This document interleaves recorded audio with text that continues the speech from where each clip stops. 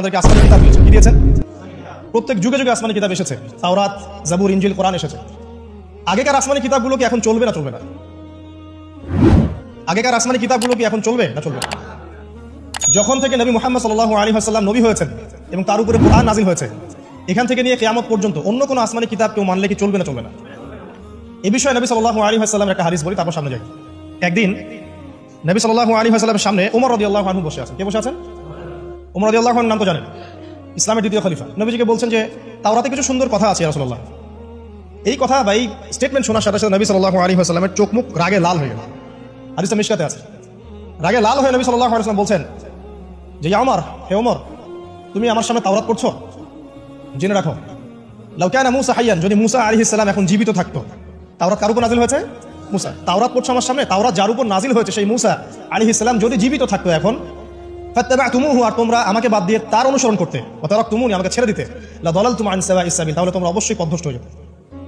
তাওরাত পড়ছো, এখন যদি মূসা আলাইহিস সালামও জীবিত থাকতো আর তোমরা আমাকে বাদ দিয়ে নবী মূসার অনুসরণ করা শুরু করতে, তোমরা অবশ্যই জাহান্নামে হয়ে যেতে। লাউ কানা মূসা হাইয়ান, যদি মূসাও জীবিত থাকতো এখন, আবার যদি জীবিত করা হয় আলাইহিস সালাম, লাত্তাবানি, অবশ্যই তাকে আমার অনুসরণ করতে হবে। কথা কি বুঝতে পারছেন? এই কারণে শেষ জামানায় যখন ঈসা ইবনে মারইয়াম আসবেন, তিনি নতুন কোনো শরীয়ত নিয়ে আসবেন না। কি নিয়ে আসবেন? তিনি মুহাম্মদ সাল্লাল্লাহু আলাইহি ওয়াসাল্লামের অনুকরণ রূপেই পৃথিবীতে আসবেন ইনশাআল্লাহ। তো আল্লাহ পাক আমাদেরকে দিয়েছেন আল কোরআন, এবং কোরআন এর ব্যাখ্যা হচ্ছে হাদিস। নবী সাল্লাল্লাহু আলাইহি ওয়াসাল্লাম বিদায় হজের ভাষণে বলেছেন, এই হাদিসটা খুব ভালো করে মনে রাখবেন। তিনি বলেছেন যে তারাকতু ফিকুম আমরাইন, আমি তোমাদের মাঝে মাত্র দুটো বস্তু ছেড়ে যাচ্ছি। কয়টা বস্তু? দুটো বস্তু। লান তাদিল্লু মা তামাসসাকতুম বিহিমা, তোমরা কোশ্চিন কালেও পথভ্রষ্ট হবে না যতদিন পর্যন্ত এই দুটাকে আঁকড়ে ধরে থাকবে। ঠিক আছে? তোমরা কোশ্চিন কালেও পথভ্রষ্ট হবে না যতদিন পর্যন্ত এই দুটাকে তোমরা শক্ত করে আঁকড়ে ধরে থাকবে। অন্য হাদিসে আছে দাঁতের মারি দিয়ে কামড়ে থাকবে। আপনি সামনের দাঁত দিয়ে কিছু কামড়াতে গেলে কিন্তু টান দিলে ছিঁড়ে যাবে না? দাঁতের মারি দিয়ে যদি শক্ত করে ধরেন, এত সহজে কিন্তু টান দিলে ছিঁড়বে না। এই জন্য নবী বলছেন সাল্লাল্লাহু আলাইহি ওয়াসাল্লাম, দাঁতের মারি দিয়ে কামড়ে ধরে থাকবে কোরআন এবং সুন্নাহকে। সেই দুটো বস্তু কি? নবী সাল্লাল্লাহু আলাইহি ওয়াসাল্লাম বলছেন, একটা হচ্ছে কিতাব আল্লাহ, আল্লাহ পাকের কিতাব মানে কি? আল কোরআন, ওয়া সুন্নতি নবীহি, মানে নবীর সুন্নাত অর্থাৎ হাদিসগুলো। কোরআন এবং সুন্নাহ মিলে ইসলাম। এই ইসলামটাই হচ্ছে আল্লাহ রাব্বুল আলামিনের মনোনীত সর্বশেষ দিন, সর্বশেষ টেস্টিমেন্ট। মানে আদম আলাইহিস সালামও তো মুসলিম ছিলেন, নূহ আলাইহিস সালামও মুসলিম ছিলেন, ঈসা আলাইহিস সালাম, মূসা আলাইহিস সালাম, ইব্রাহিম আলাইহিস সালাম, এই যে লক্ষ লক্ষ নবী রাসূল, তারা মুসলিম ছিলেন না? সবাই মুসলিম ছিলেন, কিন্তু সর্বশেষ যে বিধিবিধানগুলো আল্লাহর পক্ষ থেকে এসেছে সেটা কি? কোরআন এবং সুন্নাহ এবং ইসলামের এই নতুন রূপটা, সর্বস্বীকৃত সর্বনতুন যে রূপটা, এটা কিয়ামত পর্যন্ত থাকবে ইনশাআল্লাহ। তো ইসলাম চির প্রাচীন এবং চির নতুন, চির আধুনিক।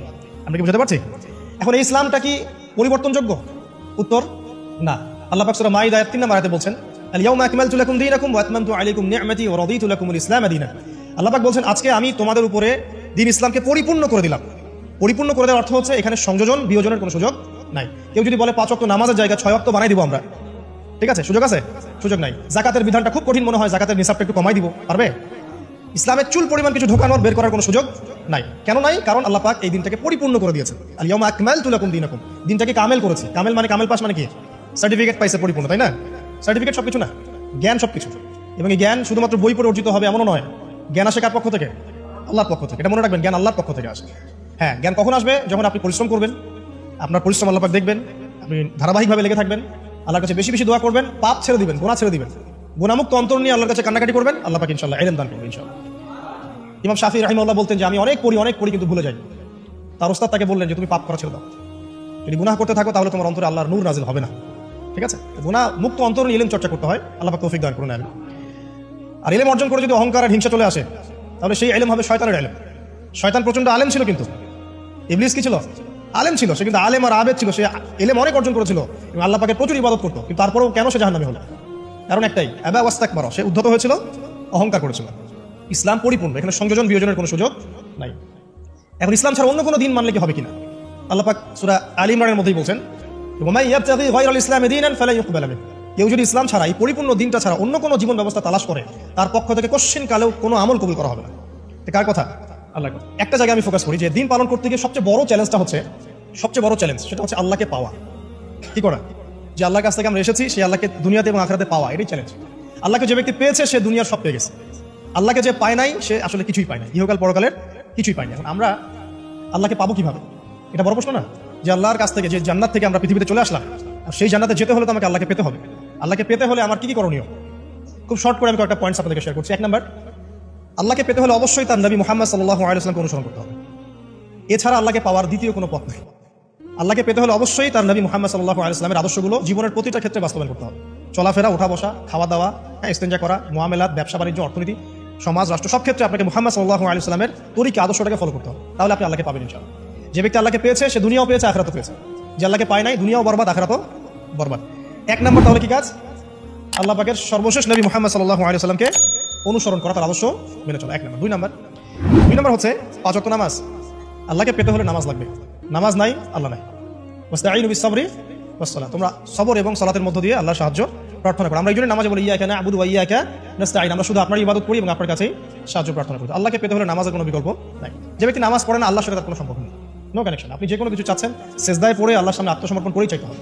ওয়াসজুদ ওয়াক্তারিব, আল্লাহ কি বলেছেন? সেজদা করো, নিকটবর্তী হও। তো ব্যাখ্যা অনেক করা যায়। নামাজ না পড়লে কিন্তু মানুষ কুফরিতে লিপ্ত হয়। যে ব্যক্তি মান তারাকা সালাতা মুতাআম্মিদান ফাকাদ কাফারা, যে ব্যক্তি সালাতকে অস্বীকার করে, ফরজ নামাজকে অস্বীকার করে, সে ব্যক্তি কিন্তু কুফরিতে চলে যায়। ঠিক আছে। তারপরে বাইনা রাজুলি ওয়া বাইনা শিরকি ওয়াল কুফরি তারকুস সালাহ, একজন মুমিন বান্দা এবং অমুসলিমদের মধ্যে পার্থক্যই নামাজ। নামাজের বিষয়ে অনেক কথা আমি আগেও বলেছি, আপনারা শুনেছেন, অন্য আলেমদের কাছে শুনেছেন। এক বাক্যে নামাজ না পড়লে ইসলামের রশিটা কেটে যাবে। মুআয বিন জাবালকে নবী সাল্লাল্লাহু আলাইহি ওয়াসাল্লাম বলেছেন যে যদি মান তারাকা সালাতা মুতাআম্মিদান, কেউ যদি সালাতকে ইচ্ছা করে ছেড়ে দেয়, ফাকাদ বারিআত মিন জিম্মাতিল্লাহ, সে ব্যক্তি আল্লাহর জিম্মাদারি থেকে মুক্ত হয়ে যাবে। তার উপর আল্লাহর কোনো জিম্মাদারি নাই, আল্লাহর নিরাপত্তা, জিম্মাদারি থেকে সে মুক্ত। তো 5 ওয়াক্ত নামাজ আল্লাহ পাক আমাদের সবাইকে জামাতের সাথে পড়ার তৌফিক দান করুন। এর পাশাপাশি নফল নামাজ বাড়িয়ে দেওয়ার তৌফিক দান করুন এবং স্পেশালি তাহাজ্জুদের নামাজ যদি পারেন, 2 রাকাত হলেও নিয়মিত তাহাজ্জুদের নামাজ পড়ার তৌফিক আল্লাহ পাক আমাদেরকে দান করুন। আর নামাজের বাহ্যিকতা নিয়ে এত বেশি ঝগড়া যাবেন না। এখন আমরা যত ঝগড়া নামাজের বাহ্যিকতা নিয়ে, হাত বাঁধা, রফুল ইয়াদাইন, আমি না পায় পা, এগুলো নিয়ে ঝগড়া শেষ আছে? নাই। ইসলামের বিরোধী শক্তিরা হাত ভেঙে ফেলার পায়তারা করে ফেলেছে অলরেডি। হাতি না থাকলে আপনি বাঁধবেন কোথায়? মনে করেন আপনার হাতি নাই, বাঁধবেন কি উপরে না নিচে? এই হাত তো ভেঙে ফেলার পায়তারা করা হয়েছে। এখন আপনি পড়ে আছেন বাঁধার কোন জায়গায় বাঁধবেন সেটা নিয়ে, অথচ পুরো বৈশ্বিক চক্রান্ত মুসলিমদের বিরুদ্ধে হাতটাই ভেঙে ফেলে দিবে। তুই বাঁধবি কোথায় হাত? তারপর দেখবো। এটা আমরা বুঝতে পারি না। এটা বোঝার জন্য যে জ্ঞান, ইলম, নূর দরকার, তা নাই আমাদের মধ্যে। এই জন্য আপোষে ঝগড়া নিয়ে পড়ে আছে। যে ছোটখাটো যে ইখতিলাফি মাসালাগুলো চলে আসছে দীর্ঘদিন থেকে, এগুলোর কোনো সমাধানে আসতে পারবে না কিন্তু কেউ। পক্ষে বিপক্ষে কথা চলতেই থাকবে কিয়ামত পর্যন্ত, ওইগুলো নিয়ে আমরা ব্যস্ত আছি। তো আমি রিকোয়েস্ট করবো নামাজের আধ্যাত্মিকত্বের দিকে ফোকাস করুন। নামাজের আধ্যাত্মিকত্ব কি? আপনি আল্লাহর সামনে দাঁড়িয়েছেন, দুনিয়ার সাথে এখন আপনার কোনো সম্পর্ক নেই, আপনি এবং আল্লাহ, মাঝখানে কিছু নাই। নামাজে যা পড়ছেন, সূরা ফাতিহা, অন্যান্য সূরা, রুকু, তাসবিহ, সিজদা, তাশাহুদ, দুরূদ, অর্থ বোঝার চেষ্টা করেন এবং অর্থের দিকে ফোকাস করেন, আল্লাহকে পাবেন ইনশাআল্লাহ। সিজদায় রুকুতে যখন যাচ্ছেন, আপনি চিন্তা করেন যে আপনি মহাবিশ্বের মহা শক্তিধর আল্লাহ রাব্বুল আলামিনের সামনে মাথা নত করেছেন। আপনি চিন্তা করেন যে আল্লাহ আপনাকে দেখছেন। এখন যখনই মানুষ নামাজে দাঁড়ায়, আল্লাহ পাক তার দিকে দৃষ্টি নিবদ্ধ করেন, এবং যখন মানুষ এদিক ওদিক তাকানো শুরু করে নামাজে, আল্লাহ পাক মুখ ঘুরিয়ে নেন। হ্যাঁ, নামাজে ওই যে আমরা যে ডিজিটাল নামাজ পড়ি না, এখন ডিজিটাল মানে 4 রাকাত নামাজ 4 মিনিটে শেষ।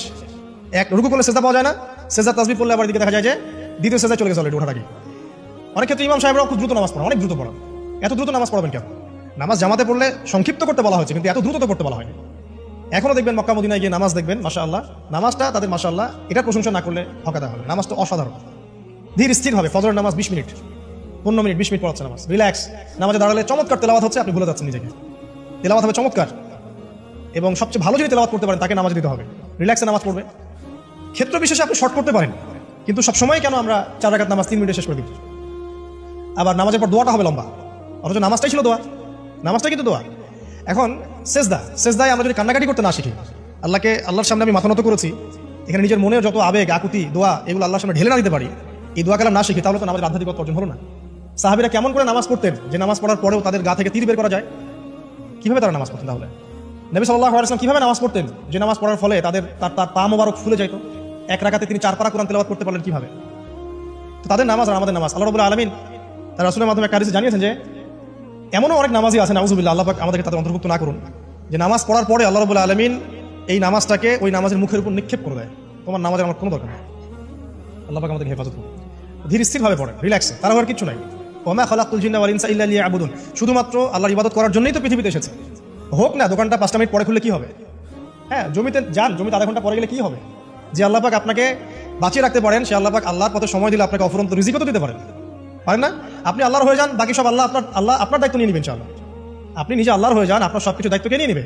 আল্লাহ নিয়ে নেবে। আল্লাহ পাক আমাদেরকে ধীর স্থিরভাবে আধ্যাত্মিকত্ব অর্জন করে নামাজ পড়ার তৌফিক দান করুন। আমি তো দেখুন, আল্লাহকে পাওয়ার সবচেয়ে সেরা মাধ্যম কি? নামাজ। তার আগে বলেছি নবী সাল্লাল্লাহু আলাইহি ওয়াসাল্লামের অনুসরণ। আল্লাহকে পাওয়ার তৃতীয় একটা মাধ্যম বলে দিই আমি, সওম বা রোজা রাখা। অল্প সময় ঘুরিয়ে নিচ্ছি, সওম বা রোজা রাখা। রোজা কেন আল্লাহকে পাওয়ার মাধ্যম জানেন? কারণ রোজা রাখা অবস্থায় আমরা কিন্তু গোপনে পানাহার করি না, করি? আমরা রোজা রেখেছি, গোপনে কিন্তু পানি খেতে পারি, কেউ দেখবে না। গোসল করছেন, আপনি পানি খেতে পারেন, কেউ দেখবে না। লুকিয়ে লুকিয়ে আপনি কিন্তু খাবার খেতে পারেন, কেউ দেখবে না। বাসায় কেউ নাই দেখা, কিন্তু আপনি খান না। আপনি সবর করেন, সহ্য করেন, একদম সূর্যাস্তের সময় গিয়ে আপনি ইফতার করেন। এই যে কাজটা আপনি কেন করেন? কারণ আপনি ফিল করেন যে আল্লাহ আপনাকে দেখছেন, কেউ আপনাকে দেখুক না দেখুক আল্লাহ আপনাকে দেখছেন। এটাই হচ্ছে ইহসান, এটাই হচ্ছে আল্লাহ পাকের মারিফতকে উপলব্ধি করা। আল্লাহ রাসূল সাল্লাল্লাহু আলাইহি ওয়াসাল্লাম বলেছেন ইহসান হচ্ছে আন তা'বুদাল্লাহা কাআন্নাকা তারা, তুমি এমন ভাবে আল্লাহর ইবাদত করবে যেন তুমি আল্লাহকে দেখছো। ওয়া ইল্লাম তাকুন তারাহু ফাইন্নাহু ইয়ারাক, তুমি আল্লাহকে দেখতে না পারলেও বিশ্বাস করবে আল্লাহ তোমাকে দেখছেন। এটা রোজা রাখলে উপলব্ধি হয় না যে আল্লাহ আমাকে দেখছেন? এটা হচ্ছে আল্লাহকে পাওয়ার মাধ্যম। এই জন্য রমাজানের রোজা অবশ্যই রাখবো ইনশাআল্লাহ। পাশাপাশি এই যে সোমবার, বৃহস্পতিবার, এই যে মাসের 3 দিন আইয়ামে বীজের সওম আছে, 13, 14, 15, আরাফার সওম, আশুরার সওম বা নফল সওম, এগুলো রাখার অভ্যাস করলে আল্লাহকে পাওয়া যাবে ইনশাআল্লাহ। আল্লাহ পাক আমাদেরকে বেশি বেশি সওম রাখার তৌফিক দান করুন। এবং আমাকে আপনাদের সবাইকে বিগত জীবনে আমরা যারা বিভিন্ন সময় সওম রাখি নাই বা রাখতে পারি নাই, বিভিন্ন সালাত পড়ি নাই, করতে পারি নাই, এগুলোকে হিসাব করে আদায় করার তৌফিক আল্লাহ পাক দান করুন। আমিন। 4 নম্বর একটা মাধ্যম বলে দিয়ে আল্লাহকে পাওয়া, সেটা হলো তিলাওয়াতে কোরআন। কোরআন তেলাওয়াত যে যত বেশি করবে, অর্থ উপলব্ধি করে পড়বে, সে আল্লাহ পাককে চাক্ষুষ পাবে ইনশাআল্লাহ। মানে আল্লাহ রাব্বুল আলামিন একটা চিঠি দিয়েছেন মনে করেন আপনাকে, আপনার একজন কথার কথা এক্সাম্পল দিচ্ছি যে আপনার কোনো একজন বন্ধু আছে অনেক দূরের কোনো দেশে, তা আপনি তাকে দেখেনও নাই, আপনি তাকে চিনেনও, মানে আপনি তার চেহারা দেখেন নাই, তাকে চিনেন না, তার সাথে যোগাযোগের মাধ্যম হচ্ছে আপনার চিঠি বা মেসেজ, ঠিক আছে? এখন সে আপনাকে কিছু মেসেজ পাঠালো, এই মেসেজের মধ্যে সে কিছু ইনস্ট্রাকশন দিয়েছে যে এইগুলো করতে হবে, এগুলো করতে হবে, বা আপনার প্রতি ভালোবাসার ইজহার করছে। মানে এই মেসেজটা যদি আপনি পড়তে পারেন তাহলে আপনি আপনার বন্ধুর সাথে একটা কানেকশন তৈরি করলেন না? বুঝতে পারছি না? আচ্ছা, এখন সমস্যা হচ্ছে কি আমরা ওই মেসেজটা পড়তেই পারি না, আমরা তো কোরআনটা পড়তেই জানি না, তাহলে মেসেজটা পাবো কিভাবে? আর যারা পড়তে জানি সেই ভাষাটা বুঝি না। এখন ওই বন্ধু মনে করেন চিঠি লিখেছে বাংলা ভাষায়, আর আপনি বাংলা পড়তে জানেন না, তাহলে কি পারবেন উপলব্ধি করতে তার মনের ভাব, সেই বন্ধুর আবেগ, ভালোবাসা, প্রেম আপনি উপলব্ধি করতে পারবেন? লিখেছে সে উর্দু দিয়ে ইংরেজিতে, আপনি ইংরেজি বোঝেন না, ইংরেজি লিখতে পারেন না, তাহলে কি আপনি তার চিঠি বুঝতে পারবেন? এখন আমরা যেহেতু আরবি বুঝি না, এই কারণে কোরআনের মধ্যে কি পড়া, কি বলেছেন আল্লাহ রাব্বুল আলামিন আমরা উপলব্ধি করতে পারছি। আমি কি বুঝতে পারছি? তো কোরআন শুধুমাত্র তিলাওয়াত করা যথেষ্ট নয়। তিলাওয়াত করলে আপনি প্রত্যেক হরফে 10 টাকা পাবেন, কোনো সমস্যা নাই, কিন্তু ওই মেসেজটাকে উপলব্ধি করতে হলে আপনার অর্থটা জানতে হবে। অর্থ জানলে পরে আপনি দেখবেন আল্লাহকে আপনি চাক্ষুষ সামনে পাচ্ছেন ইনশাআল্লাহ। আপনি হতাশ হয়েছেন, হতাশা দূর করার জন্য সূরা আছে কোরআন। বিপদে পড়েছেন, বিপদ দূর করার সূরা আছে কোরআন। আপনার রিজিকের সমস্যা কাটানোর সূরা কোরআনে আছে। কোনো হাজতের প্রয়োজন, সূরা ইয়াসিন, হাজতের সূরা চলে আসে। অসুস্থ হয়েছেন, শেফার সূরা কোরআনে আছে। বা কাউকে জিন টোনা করা হয়েছে, বানটোনা করা হয়েছে, ওর শেফাও কোরআনে আছে। এমন কোনো বিষয় নাই যেটা আল্লাহ রাব্বুল আলামিন কোরআনের মধ্যে নাজিল করেন নাই। ব্যবসা করতে চান, কোরআন কথা বলবে, ঠিক আছে? আপনি সামাজিক বিষয়ে ডিল করতে চান, সূরা হুজুরাত কথা বলবে। আপনি ইতিহাস ভালোবাসেন, কোরআনে ইতিহাস দিয়ে ভর্তি করা আছে। আপনি কাব্য ভালোবাসেন, কবিতা পড়তে ভালোবাসেন, কোরআনের মধ্যে কবিতা দিয়ে ভর্তি আছে। আর রহমান আল্লামাল কোরআন খালাকাল ইনসান, এখানে ছন্দ আছে না? প্রত্যেকটা ছন্দ, নেজমি ইযা হাওয়া মা দাল্লা সাহিবুকুম ওয়া মা গাওয়া ওয়া মা ইয়ানতিকু আনিল হাওয়া, ছন্দ আছে না? আপনি উপন্যাস ভালোবাসেন, কোরআনে অনেক উপন্যাস আছে, যা চান তাই পাবেন কোরআনে। এক কথায় আপনি আল্লাহকে পাবেন কোরআনের মধ্য দিয়ে। কোরআনের সাথে যার সম্পর্ক যত বেশি, আল্লাহর মারিফত সে তত বেশি পাবে ইনশাআল্লাহু আযজা ওয়া জাল্লা। 4টা বলেছি না? 5 নম্বর হচ্ছে হজমরা করা। হজমরা আল্লাহ পাক আমাদের সবাইকে বেশি বেশি করার তৌফিক দেয়। হজ এবং উমরা এমন কিছু কাজ আছে যে কাজগুলো সরাসরি আপনার সাথে আল্লাহ পাকের কানেকশন করা। আরাফার মাঠে যাবেন, ওই মাঠে কি কিয়ামত হবে না?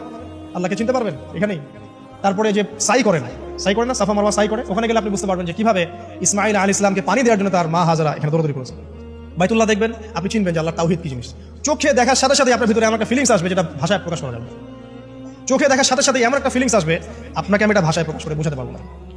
আপনি জানবেন ইব্রাহিম আলাইহিস সালাম এবং তার ছেলে ইসমাঈল আলাইহিস সালাম বাপ বেটা মিলে রাজমিস্ত্রি কাজ করেছে। এটা আপনি জামজাম কূপ দেখবেন, পানি পান করবেন, আল্লাহকে চিনতে পারবেন যে এই কূপ অলৌকিক, এই কূপের মতো কূপ নাই পৃথিবীতে, এর পানি কখনো শেষ হয় না, এবং এই পানি খেয়ে মানুষ বেঁচে থাকতে পারে, খাবারের দরকার হবে না, দীর্ঘদিন পর্যন্ত এই পানি খেয়ে মানুষ বেঁচে থাকতে পারবে, খাবারের প্রয়োজন হয় না। তো এই পানির মধ্যে এমন কিছু উপাদান আছে যেটা মানুষের শরীরের রোগগুলোকে শেফা দিয়ে দিবে ইনশাআল্লাহ তাআলা আল্লাহর হুকুমে। তো প্রত্যেকটা কাজে রাসূল সাল্লাল্লাহু আলাইহি ওয়াসাল্লাম শহরে গেছেন মদিনায়, ওই মদিনার বাতাসটা আপনাকে বলে দিবে যেটা এটা একটা অন্যরকম শহর, ঠিক আছে? রাসূল সাল্লাল্লাহু আলাইহি ওয়াসাল্লামের রওজায় যাবেন, সামনে দাঁড়াবেন, আপনি আল্লাহকে চিনতে পারবেন। আপনি আর পৃথিবীতে থাকবেন না, অন্য জগতে চলে যাবেন। ওই যে বাকিউল গারকাত আছে, সাহাবীদের কবরস্থান জান্নাতুল বাকি, ওখানে ঢুকবেন, আপনার কাছে মনে হবে যে পৃথিবীটা আসলে কিছুই না, পৃথিবীর সবচেয়ে সেরা মানুষগুলো এই মাটির নিচে শুয়ে আছে। ওখানে আপনাকে খুবই তুচ্ছ মনে হবে তাদের সামনে।